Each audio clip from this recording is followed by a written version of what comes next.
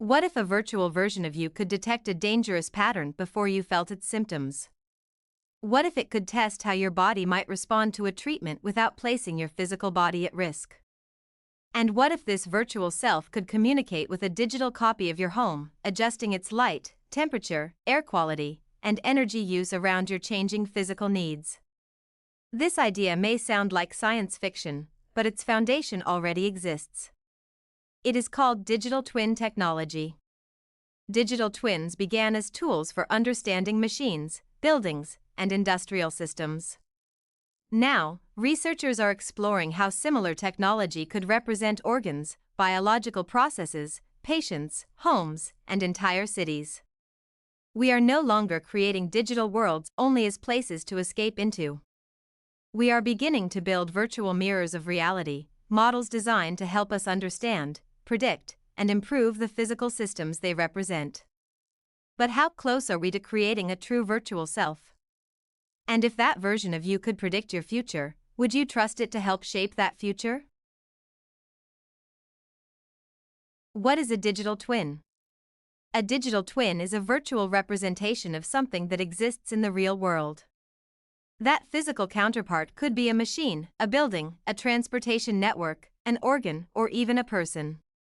But a digital twin is not simply a detailed 3D model. A 3D model primarily represents appearance and geometry. It can show us what something looks like, but it does not necessarily know what is happening to the physical object. A simulation goes further.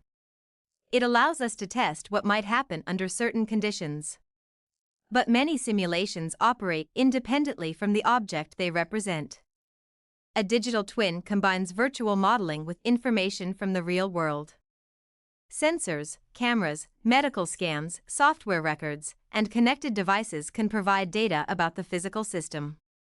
The virtual model uses that information to reflect changing conditions, recognize patterns, and simulate possible outcomes.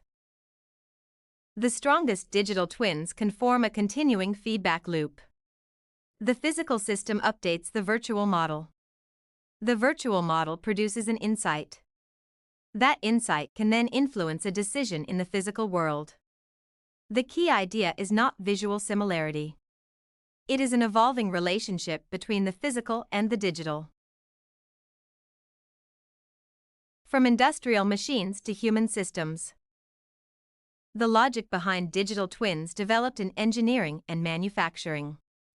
When a machine contains thousands of interacting components, waiting for something to break can be expensive, dangerous, or both. A virtual representation allows engineers to study performance, monitor wear, and test possible changes before applying them to the physical machine. Over time, this principle expanded. Factories could be modeled to improve production. Buildings could be monitored for energy use and maintenance. Transportation systems could be studied under changing traffic conditions. Cities could visualize the relationships between infrastructure, people, and resources. Each expansion made the digital twin more complex. A machine has components. A building has components, occupants, environmental conditions, and changing patterns of use. A city contains countless buildings, networks, vehicles, natural systems, and human decisions. The human body may be even more difficult to represent. It is not a fixed machine with predictable parts. It is a living system shaped by biology, behavior, environment, history, and constant adaptation. Yet that complexity is precisely what makes the idea of a human digital twin so powerful. If we could model even part of that system accurately, we might gain a new way to understand health, not only after something goes wrong, but while risk is still developing. The blueprint of sentient simulation. The earliest digital models were static. They could preserve dimensions, shapes, and visual details, but they could not continuously reflect what was happening to the object they represented. Connected sensors changed that relationship. A building model could receive information about temperature, occupancy, energy use, air quality, or structural strain. A model of the human body could receive selected information from medical imaging, laboratory results, wearable devices, movement sensors, or health records. The twin was no longer frozen in time. It could begin to change with its physical counterpart. Artificial intelligence adds another layer. Instead of only displaying incoming information, an AI-supported twin can help identify patterns, compare scenarios, and estimate what may happen next. This is where we arrive at the idea of a sentient simulation. But the word sentient requires caution. Current digital twins are not conscious. They do not possess feelings, self-awareness, or an inner life. Here, sentience is a metaphor for responsiveness, a model that receives information, adapts to changing conditions, and produces new interpretations of the system it represents. The same is true of what we might call an architectural soul. The soul is not hidden consciousness inside the machine. It is the distinct identity that emerges from a system's accumulated history, relationships, behavior, and conditions. For a building, that identity could include years of weather exposure, maintenance, occupancy, energy consumption, and structural stress. For a person, it might include movement, sleep, heart activity, medical history, environmental exposure, and other measurable signals. Generative AI can help explore possible scenarios around this information.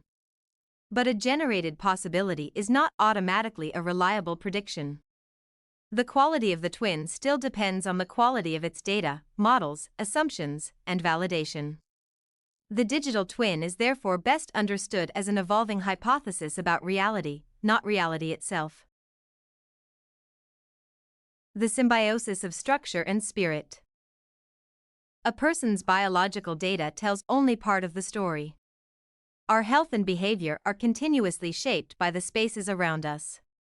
To understand the occupant, the system must also understand the environment in which that life unfolds. Our digital twins may begin with the spaces around us. Through connected sensors, homes and cities can monitor conditions such as temperature, air quality, lighting, occupancy, noise, and energy use. A responsive building can use this information to adjust environmental systems. Ventilation can react to occupancy. Lighting can change according to time or use. Heating and cooling can respond to conditions in specific areas instead of treating every room identically.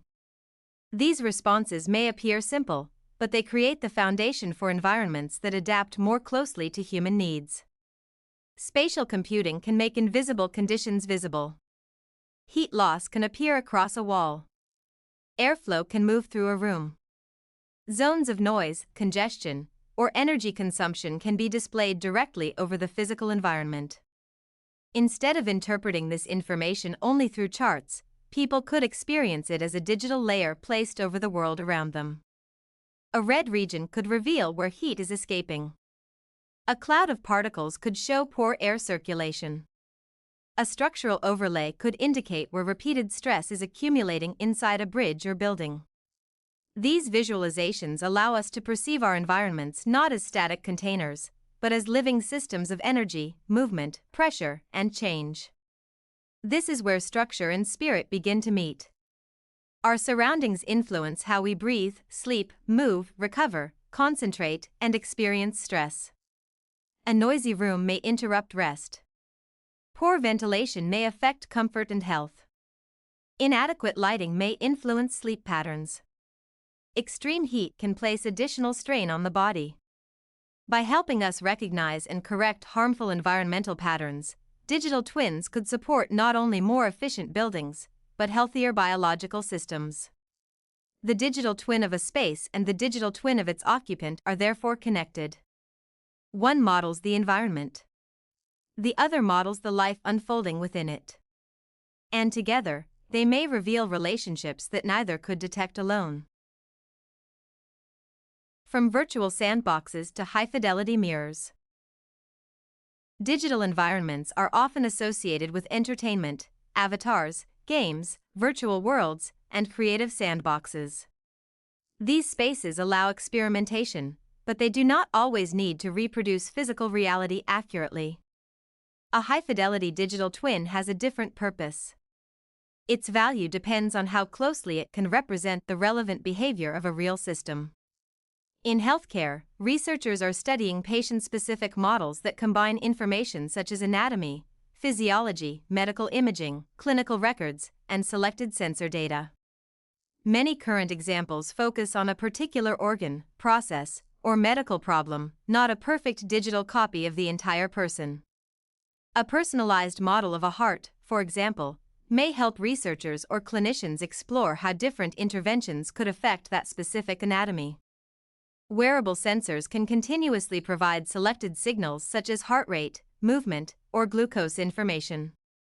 When combined with validated models, that data may support monitoring and more personalized predictions. The long-term vision is a model that develops alongside the person, a changing record not only of what has happened, but of what may happen under different conditions. Outside the body, a structural twin can perform a similar role. It can track stress, deterioration, maintenance history, and environmental exposure within a building or piece of infrastructure. The comparison is striking. Both a body and a building must preserve structural integrity.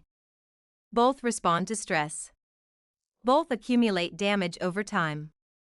And both may benefit when early warning signs are detected before visible failure occurs. This does not make a human being equivalent to a machine. It shows that simulation can help us study complex systems whose condition changes over time. The imperfect mirror. The more personal the digital twin becomes, the more serious its risks become. The first challenge is accuracy. A digital twin may appear precise while still being based on incomplete information. Sensors can fail. Data can be missing. Models can carry flawed assumptions. A confident prediction can still be wrong. The second challenge is bias. If a healthcare model is developed using data that does not represent the full population, its predictions may be less reliable for people who were poorly represented. The third challenge is privacy. A human digital twin could contain some of the most intimate information a person can generate: biological signals, medical history, movement, behavior, habits, and environmental exposure. Who is allowed to collect that information? Where is it stored? Who can access it? And can permission be withdrawn after the model has already been created? Then there is ownership. If a company creates and operates your digital twin, do you own the model? Does the company own it? Can it be transferred, sold, trained on, or used to calculate insurance, employment, or financial risk? Finally, there is identity. A digital twin is a model of a person, but it is not the person.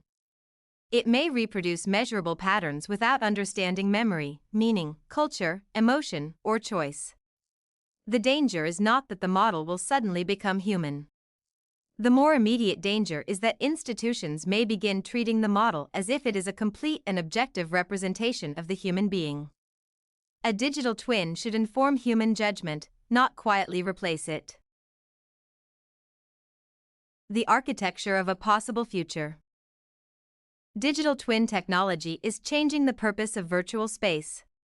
We are moving from static representations to connected models. From models to simulations.